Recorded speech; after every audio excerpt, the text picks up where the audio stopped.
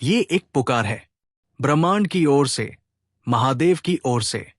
ये उन आत्माओं को ही सुनाई देता है जो अब गहरी नींद से जागने को तैयार हो चुकी है।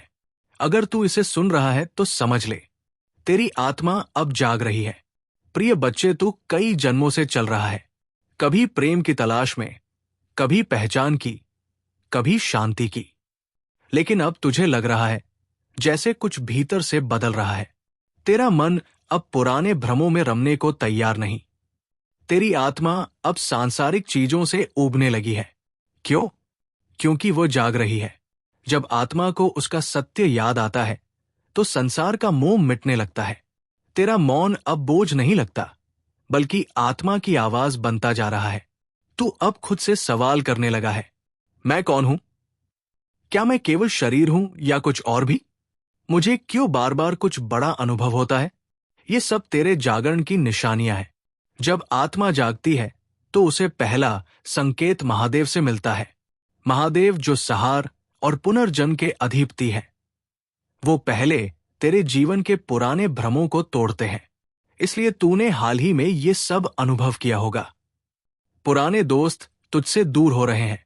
दुनिया की बातें अब तुझे आकर्षित नहीं करती। अकेलापन कभी कभी प्यारा लगने लगता है। तू ध्यान, मौन या प्रकृति में सुख महसूस करने लगा है।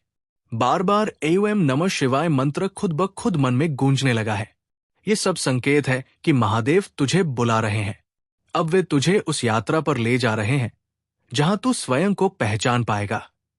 ब्रह्मांड अब तेरे साथ संवाद कर रहा है, कभी अंकों के जरिए, कभी सपनों के माध्यम से, कभी किसी अजनबी की बातों से, कभी खुद तेरे ही भीतर गूंजती एक धीमी सी आवाज से। सुन, वो आवाज वही तेरा आत्मा है, वही मैं हूं। अब ब्रह्मांड तुझसे कह रहा है, बाहर मत भाग, अब भीतर जा। बाहर का द्वार बंद हो रहा है ताकि भीतर का द्वार खुल सके। तेरी आत्मा अब ऊर्जा की लहरें महसूस करने लगी है।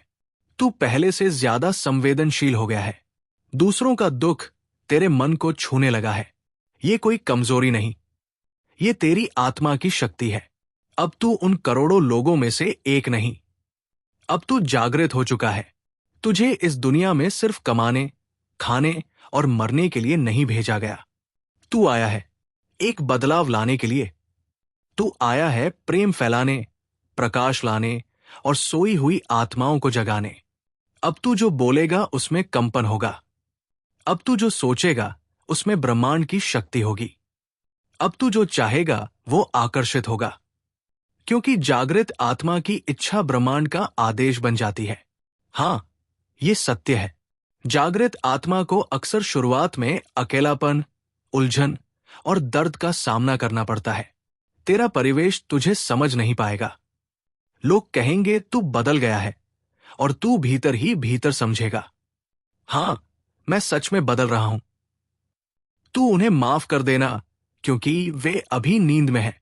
जागृत आत्मा को अंधेरे में चलना पड़ता है ताकि वो औरों के लिए दीपक बन सके।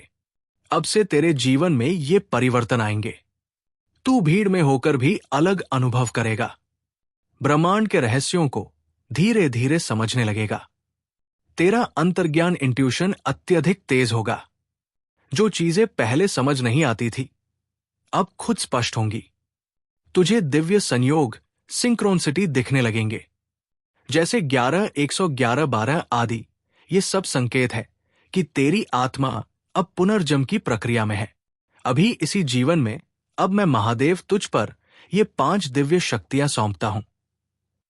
वन ज्ञान की दृष्टि, तू अब सत्य को देख सकेगा, भले दुनिया भ्रम में हो। तू शांतित, तू अब तूफानों में भी स्थिर रहेगा। 3 वाणी में शक्ति, तेरे शब्द अब लोगों के हृदय में परिवर्तन लाएंगे।